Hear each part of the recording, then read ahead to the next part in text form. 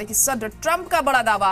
Iran से अमन समझौते पर बड़ा दावा किया है ट्रंप ने। आज अमन समझौता होगा। आज समझौता होने का दावा ट्रंप कर रहे हैं। समझौते के बाद खोलेगा हॉर्मुज, ये भी ट्रंप ने कहा। सभी जहाजों के लिए हॉर्मुज खोला जाएगा।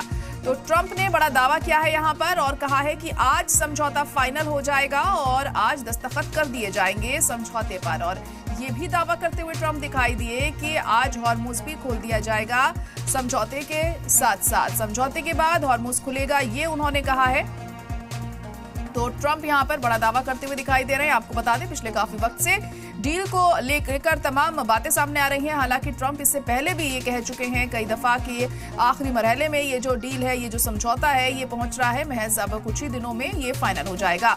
और अब उन्होंने ये बड़ा दावा यहां पर कर दिया है और कहा है कि आज समझौते पर दस्तखत हो जाएंगे और तमाम चीजें फाइनलाइज हो जाएंगी। और जैसे ही ये डील फाइनल होगी वैसे ही हॉर्मुज तमाम जहाजों के लिए खोल दिया जाएगा। हालांकि ईरान ने की तरफ से अब तक इसको लेकर किसी तरह का कोई रद्द-ए-अमल सामने नहीं आया है। तो ट्रंप ये दावा कर रहे हैं कि डील आज फाइनल हो जाएगी।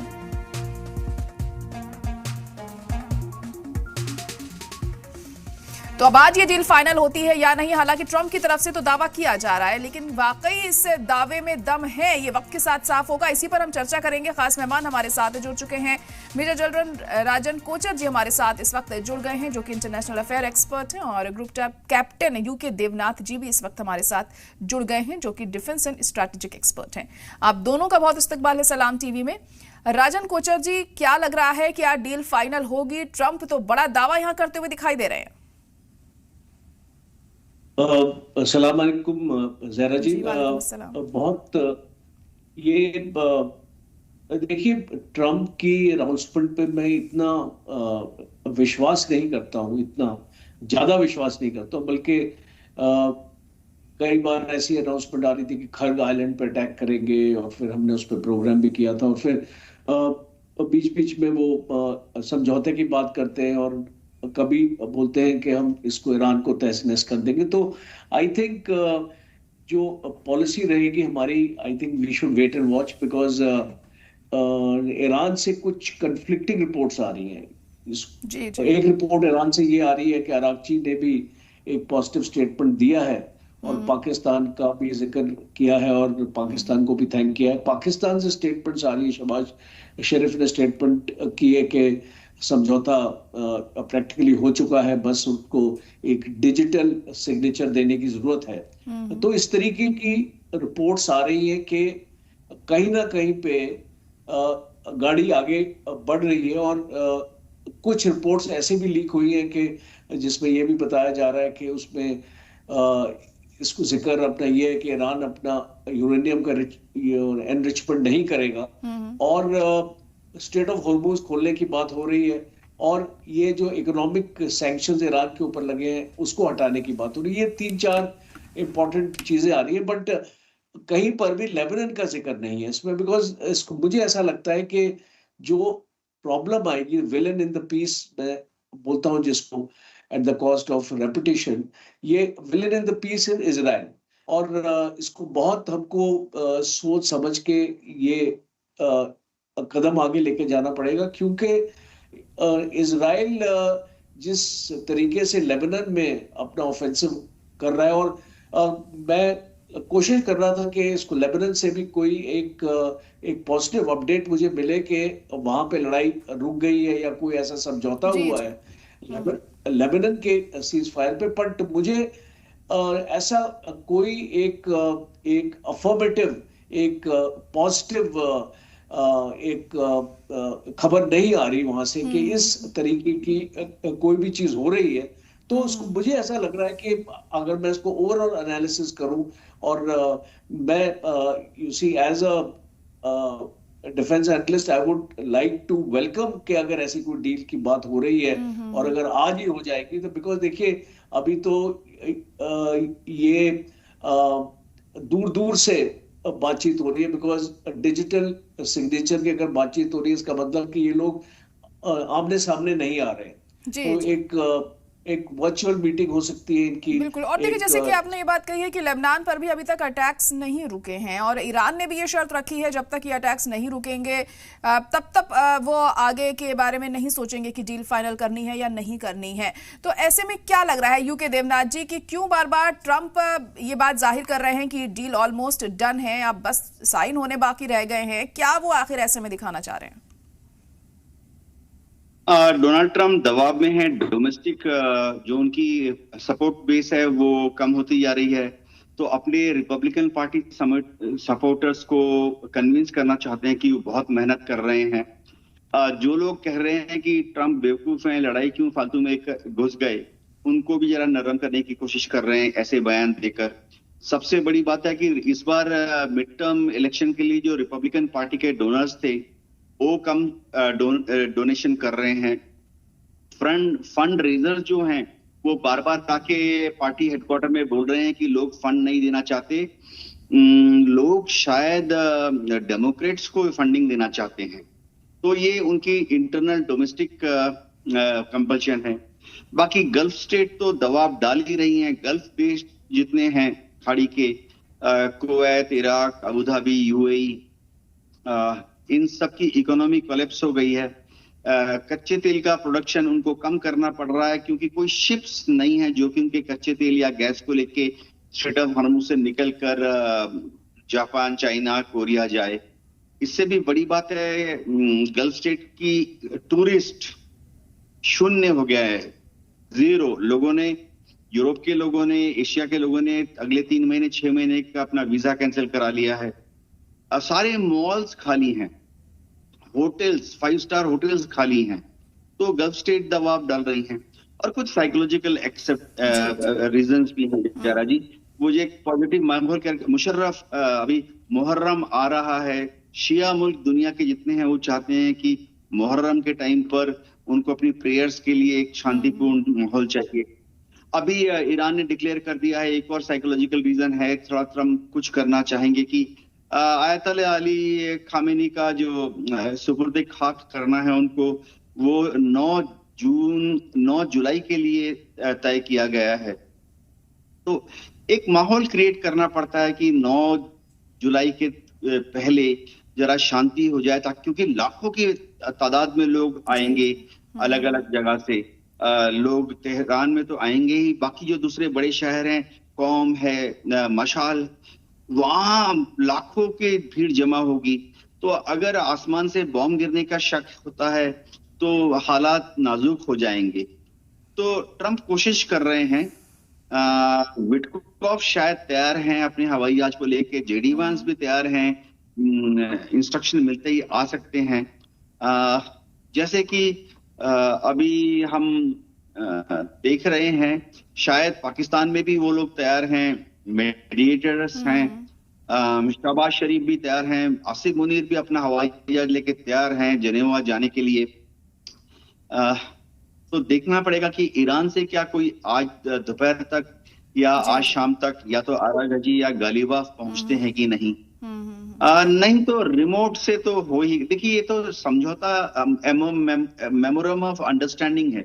अंडरस्टैंडिंग थोड़ी हल्की चीज होती है, ज्यादा डेलिब्रेशन की जरूरत नहीं होती है। स्ट्रेट ऑफ हॉर्मुज अमेरिका खोल देगा आज रात तक, जी। और फिर उसके 5 मिनट के अंदर ईरान भी स्ट्रेट ऑफ हॉर्मुज खोल देगा आज रात को, अमेरिका के अनाउंसमेंट के 5 मिनट के बाद। जी बिल्कुल, स्ट्रेट ऑफ हॉर्मुज के खोलने के बाद हो सकता है चीजें थोड़ा बेहतर हो। यहाँ राजन कोचर जी, अब ऐसे में ईरान का क्या रुख लगता है सामने आ सकता है? हालांकि खुले तौर पर अब तक ईरान का कोई ऐसा ऑफिशियल बयान नहीं आया है इसको लेकर, लेकिन आपको लगता है जो तमाम शर्तें अमेरिका की डील में हैं, क्या वो इन शर्तों को मानेगा या किस हद तक वो मान सकता है? देखिए, मुझे लगता है कि ईरान शुरू में ये शर्तों को मानेगा नहीं। वो ये जरूर एक कंडीशन रखेगा कि आप 1-2 चीजें हमारी भी मानो और हम आपकी 1-2 चीजें मानते हैं, और फिर हम आगे बढ़ते हैं। और जो कंटेंशियस इश्यूज हैं, जैसे कि यूरेनियम का हो गया, एनरिचमेंट का हो गया, मिसाइल प्रोग्राम का हो गया, ये सारी मुद्दे और सिक्योरिटी गारंटीज भी के दोबारा ईरान के ऊपर हमला नहीं होगा, इस टाइप की चीजें शायद बाद में डिस्कस हो सकती हैं। मुझे लगता है कि ये एक फेज मैनर में बातचीत होगी। ये कोई ऐसे आपका जो ट्रांशेस में बातचीत होगी। इसका मतलब कि पहले ऐसे लगता है कि पहला एक ट्रस्ट जो लैकिंग है आपस में। देखिए, आप कोई भी बातचीत करते हैं तो एक ट्रस्ट फैक्टर आपको सामने लेके आना पड़ता है। यहाँ पे ट्रस्ट इज लैकिंग, तो ट्रस्ट को थोड़ा और मजबूत करने के लिए यूनाइटेड स्टेट्स को कुछ अनाउंसमेंट्स करनी पड़ेंगी, जैसे कि नेवल ब्लॉकेड उठाएगा इसको यूनाइटेड स्टेट्स। दूसरा, कुछ इकोनॉमिक सैंक्शंस, $6 बिलियन, $8 बिलियन, इस टाइप का आपका इसको इनिशियल सैंक्शन आपका आ सकता है। और तीसरा ये है कि आप इसको ईरान से एक्सपेक्ट ये कर सकते हैं कि वो स्ट्रेट ऑफ हॉर्मुज को खोल देंगे, बट ये आई थिंक एक कंडीशनल होगा। कंडीशनल का मतलब है कि एक तो कुछ दिनों के लिए या कुछ अवधि के लिए खोला जाएगा, ये कोई परमानेंट नहीं। वो आई डोंट थिंक एक परमानेंट में एग्री करेंगे, बिकॉज आज जो इस लड़ाई का सेंटर ऑफ ग्रेविटी क्या बन गया है, वो स्ट्रेट ऑफ हॉर्मुज बन गया है। और इसको ईरान के लिए बार्गेनिंग टूल सबसे ज्यादा स्ट्रॉन्ग क्या है, वो है स्ट्रेट ऑफ हॉर्मुज। तो वो अपने बार्गेनिंग टूल को इतनी जल्दी जाया नहीं करेंगे। तो मुझे लगता है कि एक फेज तरीके से बातचीत आगे बढ़ेगी। और ये जो हम एक एमओयू की बात सुन रहे हैं, अभी एक एमओयू की बात सुन रहे हैं कि जैसे हम पहले भी एक एमओयू की बात सुन रहे थे, तो 60 दिन का ये एमओयू बोला जा रहा है कि 60 दिन का ये एमओयू होगा। और 60 दिन में इसको शुरू में जैसे मैंने बताया कि ये चीजें खुल जाएंगी और एक ट्रस्ट हो जाएगा। उसके बाद जो बाकी मुद्दे हैं उनके लिए आपके पास 60 दिन का टाइम है। वो 60 दिन के टाइम में आप उस बाकी मुद्दों को डिस्कस करेंगे और बाद में इस पीरियड को एक्सटेंड भी किया जा सकता है। कोई वो नहीं है कि बिकॉज ये इतने पेचीदा मुद्दे हैं कि इतने जल्दी आप इसके सोल्यूशन पे नहीं आ पाएंगे। और इसको मुझे लगता है कि चाइना का प्रेशर भी काफी हद तक वर्क किया है यहाँ पे, बिकॉज चाइना भी बैकडोर से बहुत कोशिश कर रहा था अमेरिका के, और चाइना भी, और इसको अमेरिका चाहता है कि चाइना को कुछ हद तक वो खुश रखे, बिकॉज अल्टीमेटली सितंबर में चाइनीज इसको प्रेसिडेंट को इसमें बुलाया गया है, इसको अमेरिका। और आई थिंक 24 सितंबर is the date which has been fixed. तो इसको ट्रम्प ये भी चाहता है कि चाइनीज प्रेसिडेंट की विजिट से पहले कुछ ठोस ऐसे कदम उठा लिए जाए जिससे जब वहां पे वो जो डिस्कशन होगा, और स्पेशली इसको रेयर अर्थ एलिमेंट्स के ऊपर, सेमीकंडक्टर्स और बहुत सारी जो चीजें हैं, कौन है इसको अमेरिका को प्रोड्यूस है जो चाइना उठाता है काफी मात्रा में, तो ये सारी चीजों पे ट्रम्प की नजर रहेगी। तो वो जरूर मुझे लगता है कि इसको एक फेज मैनर में चीजों को डिस्कस करने के लिए तैयार हो जाए। तो क्या चाइना ईरान पर भी ऐसे में दबाव बना सकता है कि जल्दी इस मामले को सुलझाया जाए? क्योंकि इतने वक्त से हम देख ही रहे हैं, ट्रम्प तो बार बार बयान दे ही रहे हैं, लेकिन ईरान कुछ इतना साफ तौर पर नहीं कह रहा है। यूके देवनाथ जी। जायरा जी, चीन कभी भी ईरान पर दबाव नहीं बनाएगा, क्योंकि इसमें चीन को इंटरेस्ट है कि ये जंग अगर लंबी चलती है तो अमेरिका उलझा रहेगा। अमेरिका का ध्यान यूक्रेन की तरफ कम जाएगा, ताइवान की तरफ कम जाएगा, और जब तक अमेरिका इस युद्ध में उलझा हुआ है तब तक चीन को काफी मौका मिल रहा है कि अमेरिका की जो ऑपरेशनल कैपेबिलिटीज है उसको स्टडी करने का। ये चाइना में जो उनकी मिलिट्री यूनिवर्सिटी है, वो लोग हर घंटे पे स्टडी कर रहे हैं कि ईरान क्या करने पर अमेरिका किस तरह से, कहां पे, कैसे, क्या मिलिट्री कार्रवाई कर रहा है। तो इससे वो समझने की कोशिश कर रहे हैं कि भविष्य में अगर ताइवान को लेके चीन और अमेरिका के बीच में झड़प हुई तो चीन की किस कार्रवाई पर अमेरिका किस तरह से, कहां पर काउंटर जवाब देगा।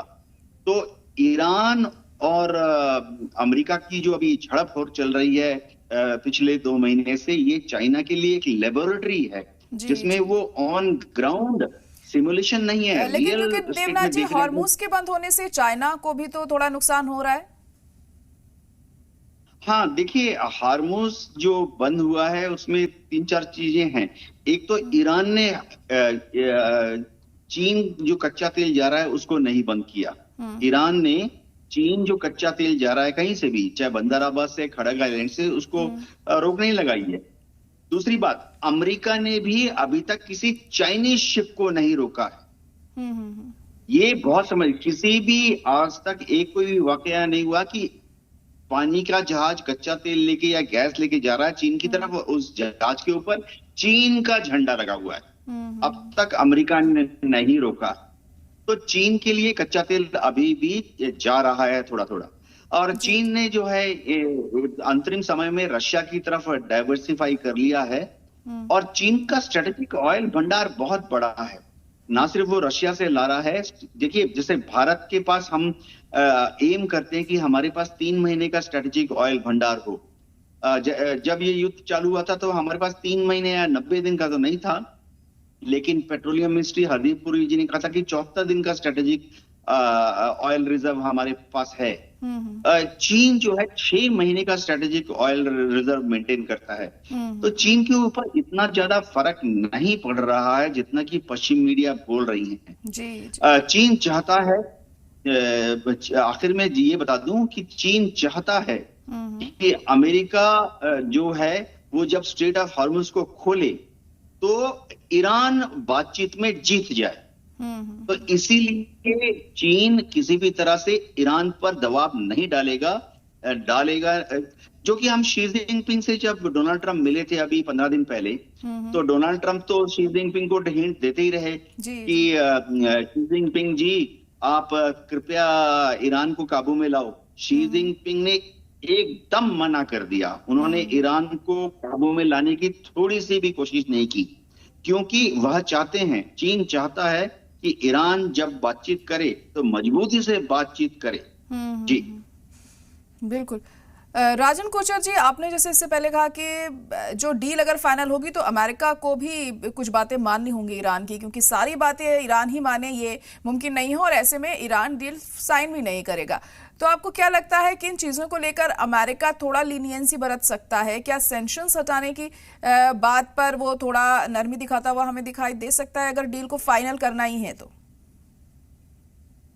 देखिए, इसको मुझे ऐसा लगता है कि अमेरिका एक तो नेवल ब्लॉकेड के ऊपर अपनी डील इसको कर सकता है, और दूसरा वो सैंक्शंस की जो बात हो रही है और उसमें ईरान काफी इंसिस्ट कर रहा है कि आप पार्शियल सैंक्शंस और जो डीफ्रीजिंग है अकाउंट्स की वो कुछ आपको करनी पड़ेगी। तो शायद इसको अमेरिका उस पर एक्चुअली मान जाएगा। अमेरिका भी इसको बैलेंस रखेगा, बिकॉज एक पब्लिक परसेप्शन अमेरिका नहीं देना चाहता कि अमेरिका झुक गया है।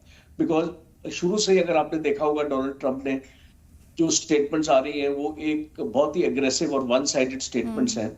तो वो अपने डिट्रैक्टर्स को मौका नहीं देना चाहता कि अमेरिका झुक गया है। तो वो जितने कंसेशंस ईरान से निकालेगा वो जो ये उससे कम कंसेशन देने की कोशिश करेगा, बिकॉज ये एक टू वे ट्रैफिक है। जरा जी, इट कैनॉट बी कि अगर इसको अमेरिका ही अपनी तरफ से करेगा, ये एक्चुअली चाहेगा कि ईरान भी बहुत कुछ एश्योरेंस दे, और इसको एक एश्योरेंस अमेरिका ये चाहेगा कि ईरान अपना न्यूक्लियर प्रोग्राम को स्थगित करे। अब इसको यूरेनियम की बात है कि हमको वो 450 केजी जो मटेरियल है वो ये हमको इसको चाहिए, उसका पोजेशन, वो शायद मांग अमेरिका शायद ना करे। वो ये उसको थोड़ा अपना मेलो डाउन करे कि भाई आप हमको एश्योरेंस दो कि आप अपना न्यूक्लियर प्रोग्राम नहीं चलाओगे। और ये अगर एश्योरेंस अमेरिका को मिल जाती है तो अमेरिका के लिए बहुत बड़ी जीत होती है। बिकॉज एक्चुअली पहले भी अगर आप देखिए 27 फरवरी की अगर मैं आपको एक स्टेट पे ले जाता हूं तो इसको ईरान एग्रीड था इसके लिए, अपना इसको न्यूक्लियर प्रोग्राम को नहीं लेके आगे जाने के लिए ईरान एग्रीड था। अब इतनी लड़ाई के बाद अगर आप उसको वही चीज को एग्री करवा लोगे तो वो इसको बेशक इतना बड़ा अचीवमेंट नहीं होगा, but definitely under the circumstances मुझे लगता है अमेरिका इसको जस्टिफाई करने की कोशिश करेगा कि हमारे दबाव में आके ईरान ने ये शर्त मान ली है, तो वो एक उसके लिए एक मॉरल विक्ट्री मैं मान सकता हूं कि वो अपने लोगों को भी जाके बताना पड़ता है। देखिए अभी आपके मिड टर्म भी आ रहे हैं, तो उनको भी जस्टिफाई इसको करना पड़ता है कि इस लड़ाई में जब हम घुसे हैं तो हमको हासिल क्या हुआ। तो कुछ ना कुछ तो अमेरिका इसमें जस्टिफाई करने की कोशिश करेगा, और इसको मुझे लगता है कि इस तरीके की कंसेशंस पे ये बात आगे बढ़ेगी। बिल्कुल। युकी देवनाथ जी, ईरान जो इस पर कोई भी रिएक्शन देने में देर कर रहा है, इसके पीछे क्या वजह हो सकती है? इसके देने में एक ही वजह है कि ईरान को मालूम है कि डोनाल्ड ट्रंप जिस तरह से आज यानी संडे की बात कर रहे हैं, तो उसको कमिट करके डोनाल्ड ट्रंप ने अपने को ही फंसा लिया है। आज पूरी दुनिया, अमेरिका के सारे लोग और गल्फ कंट्रीज खासतौर से जो कि बहुत बुरी तरह से सफर कर, देखिए ईरान को कोई खास नुकसान नहीं हो रहा है। ईरान तो बेचारा ऐसे ही सैंक्शन भुगत रहा था, ऐसे ही 32,000 बॉम्ब गिरने के बाद तड़प रहा था। बहुत ज्यादा एडवर्स इफेक्ट तो गल्फ कंट्रीज पे पड़ रहा है। तो आज संडे के दिन डोनाल्ड ट्रंप ने कमिट कही कि संडे को होगा, अपने को फंसा लिया है। तो ईरान को मालूम है कि अड़े रहो, आज और 12 घंटे में Donald Trump straight of Hormuz को खोलने के लिए राजी हो जाएंगे, और 5 मिनट में ईरान भी खोल देगा स्ट्रेट ऑफ हॉर्मुज।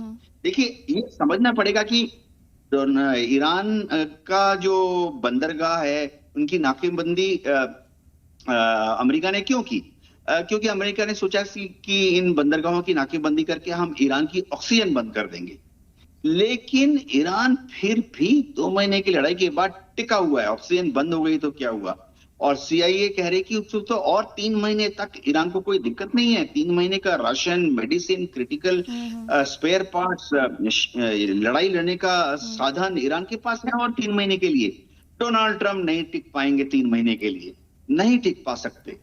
तो आज रात तक आप देखिए डोनाल्ड ट्रंप को वो छाती फुलाते हुए कहेंगे मैं जीत गया, इसलिए मैंने स्ट्रेट ऑफ हॉर्मुज खोल दी। देखो ईरान ने भी, अभी डोनाल्ड ट्रंप के पास एक और जवाब है, G7 की मीटिंग हो रही है कल परसों, तो वो G7 में जाके, G7 में बाकी जो ग्रेट नेशन है वो उनकी टांग खींचेंगे। भारत से मोदी जी भी जाएंगे, उनकी टांग खींचेंगे। तो वो वहां जाके डिक्लेयर करना चाहते हैं कि मैंने एक और लड़ाई बंद करा दी। G7 की मीटिंग के लिए वो फ्रांस में ऐसा दावा करेंगे, बोलेंगे अब तो मुझे ही नोबेल प्राइज मिलना चाहिए। जी बिल्कुल, जाहिर तौर पर इस तरह की चीजें हम देख सकते हैं, क्योंकि डोनाल्ड ट्रंप की तरफ से ऐसी बयानबाजी होना कोई नई बात नहीं है। इस तरह की बातें वो पहले भी करते आए हैं। फिलहाल आप दोनों का बहुत शुक्रिया हमारे साथ जुड़ने के लिए इस खास